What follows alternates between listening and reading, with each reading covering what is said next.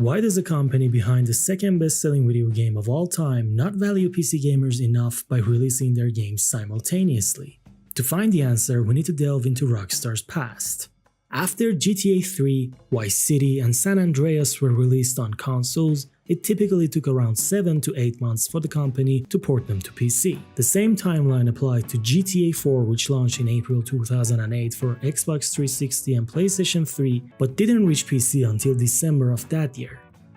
Also, episodes from Liberty City, which included GTA 4's story expansions, followed the usual pattern, coming to PC a few months after its console release. However, GTA 4 The Complete Edition, which included the base game and both expansions, was released simultaneously on PC.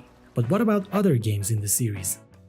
Titles like Liberty City Stories, Vice City Stories, and Chinatown Wars were never ported to PC. GTA 5 was released on 2 different console generations before finally hitting PC in April 2015, nearly 2 years after its initial launch. And GTA Trilogy The Definitive Edition released simultaneously as well. However, when it comes to non-GTA IPs, the situation looks kinda messy. Midnight Club received the worst treatment, with the majority of the series escaping PC, and the one that released is currently unavailable for purchase. Bully took 2 years to reach PC after its initial release, and surprisingly, Max Payne 3 was launched close to the console version.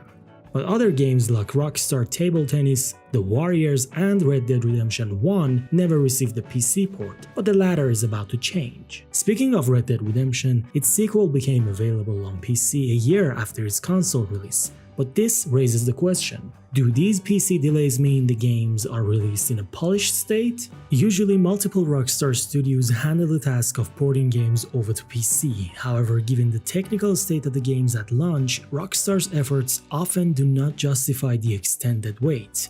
While a game like Max Payne 3, which was a smaller title compared to the company's other games, had a decent PC port, titles like Bully and a few GTA games needed more development time.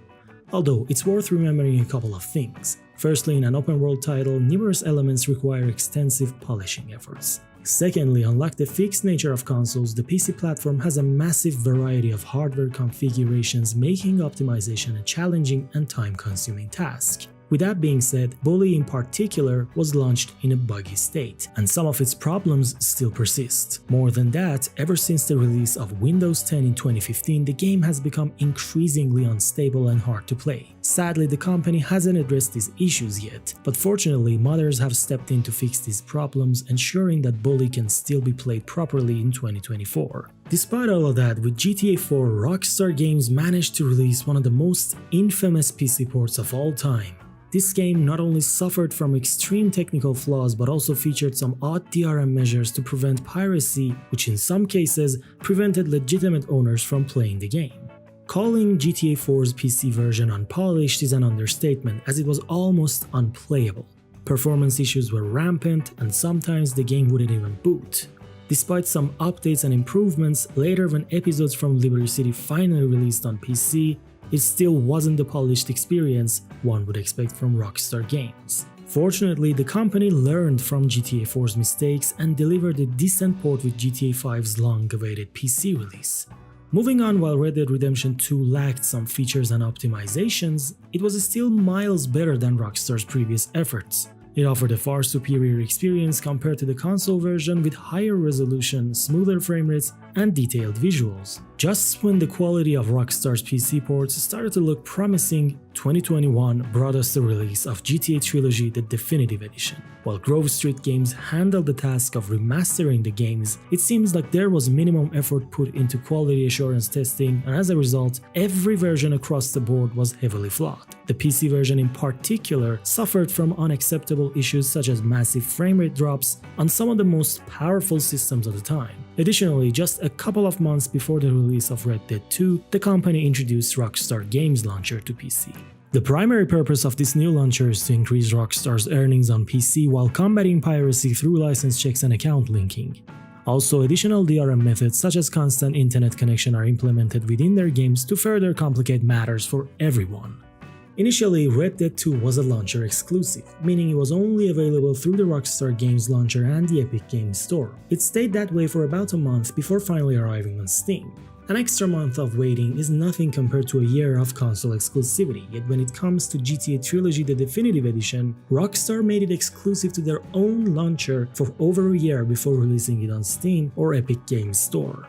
Some might argue that launcher exclusivity isn't a big deal. After all, the game is available on PC, so why should anyone care about which store is selling it? Here's why it matters. Steam is the most popular platform on PC, offering users tremendous service and value with features like forums, marketplace, workshop for mods, and more. Many gamers have built their entire gaming library on Steam over the years, forcing them to split this uniformity in favor of one game that will ultimately become available on their platform of choice usually doesn't bode well. In some cases, PC gamers wouldn't even consider a game being released on PC if it's not available on Steam. This results in people either skipping games or pirating them, which means lower PC sales. While video game piracy has always been a challenge on PC, gamers will usually support developers that respect and value their community. Unfortunately, this cannot be said about either Rockstar Games or their parent company, Take-Two Interactive.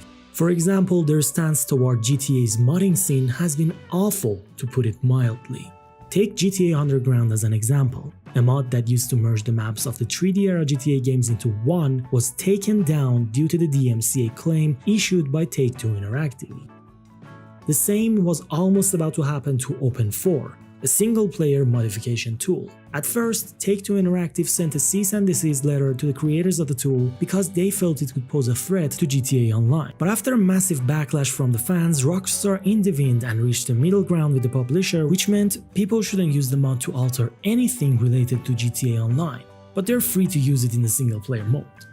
Later on, the company targeted the most prominent group of modders known for their work on 5M, a popular online mod that some might know from the role-playing servers. This time, instead of threatening them, Rockstar acquired the team, which was surprising to everyone. However, since this acquisition has taken place, there have been no significant updates to the mod, leading some fans to question the company's true intentions behind this purchase. Did Rockstar simply purchase the team to eliminate the competition, or do they plan to officially monetize it to expand their ever-growing money-printing machine, which is GTA Online? To maximize profits, Rockstar exploits players' fear of missing out by employing a strategy known as double dipping. They initially released their games exclusively on consoles, sidelining the PC platform. Console gamers or those who own multiple gaming systems typically purchase these games right away. Meanwhile, PC gamers are forced to either endure a lengthy wait or in some cases buy a console just to play the latest Rockstar title. Once Rockstar satisfies their console sales targets, they eventually release the game on PC, creating two primary groups of buyers: the patient gamers who avoided the spoilers, and the eager fans purchasing the game for a second time. Even data suggests that a significant percentage of Rockstar's players have owned their titles multiple times. Furthermore, Rockstar generates substantial revenue through GTA Online and its aggressive monetization practices. In addition, they introduced a subscription service called GTA Plus, which offers some freebies and access to basic features that arguably should have been free to begin with.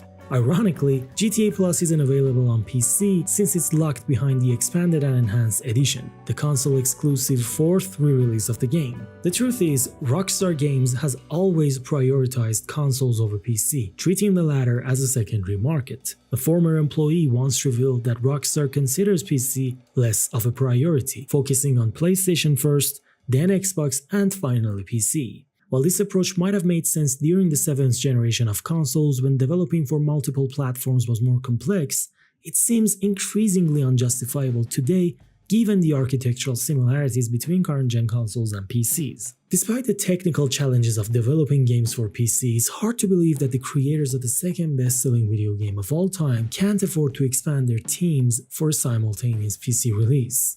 Some speculate that Take-Two Interactive is the driving force behind these decisions, limiting Rockstar's resources and fueling these profit-driven strategies. I'll leave it up to you to decide if this is right or wrong. But in today's gaming landscape, simultaneous multi-platform releases are the norm. While GTA 6 might be one of the most complex games ever made, that doesn't justify treating PC gamers as second-class citizens. Rockstar earns a lot from GTA Online, though their profits seems to be slowly declining. But claiming a lack of resources for simultaneous releases sounds made up. Unfortunately, the company capitalizes on fear of missing out to exploit double dippers, a strategy they've employed for years and will likely continue to use. Rockstar and Take-Two, like many other businesses, love making money, but it seems they're treating the PC platform and its players as mere numbers. After all, they can earn more from double, triple, and even quadruple deepers, so why not? To simply answer the question, the reason Rockstar neglects PC gamers is greed. PC gamers are being sidelined not by necessity but by design, so the choice is yours. Wait for the PC port or purchase a console which could cost you upwards of $300 MSRP. As a PC gamer, would you be willing to pay a huge sum to experience Rockstar's next game firsthand, or would you rather wait for the inevitable PC release? Share your thoughts in the comments below, and if you enjoy this type of video, please subscribe, drop a like, and let me know. Thanks for watching. I'm the Folk, signing out.